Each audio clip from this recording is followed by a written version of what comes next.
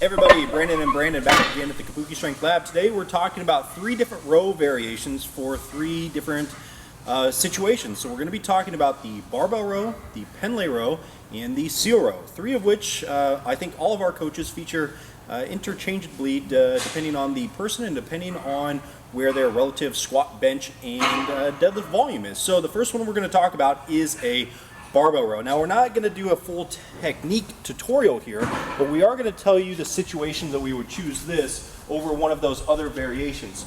The barbell row is probably the exercise that you can lift the most amount of weight in, and because of the position of the exercise, it's going to tax the spinal erectors just as much as it is your lats and your scapula, all the muscles that attach to the scapula.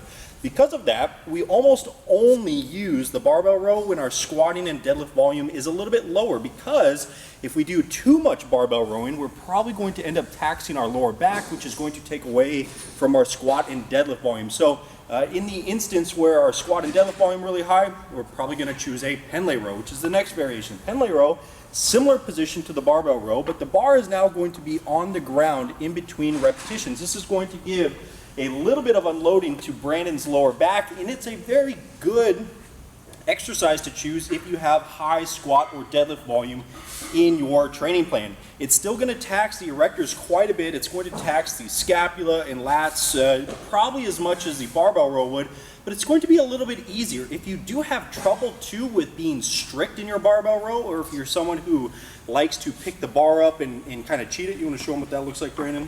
Kind of like a cheat row, kind of like Chris Duffin does. Yeah, that's kind of like it. You guys get the idea.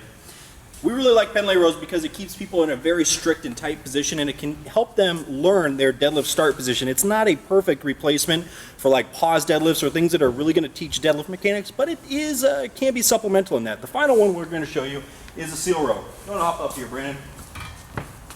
The seal row takes the spinal erectors almost completely out of the movement.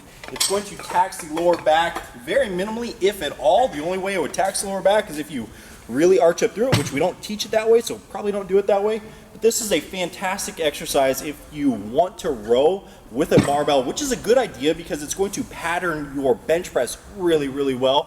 But it's going to be an awesome substitute for a Pendlay row or a barbell row if your squat and deadlift volume is really high, and it's still going to achieve a very similar end outcome of those other 2 exercises, albeit slightly different. So if you are not squatting and deadlifting a ton, but you still want to train your back really heavy or train an axial pattern really heavily, barbell row is an awesome exercise to choose. If you have somewhere in the middle between squat and deadlift volume, it's not super high, Pendlay row can work, and always a seal row can work in there, especially if you want to row and your squat and deadlift volume is super high.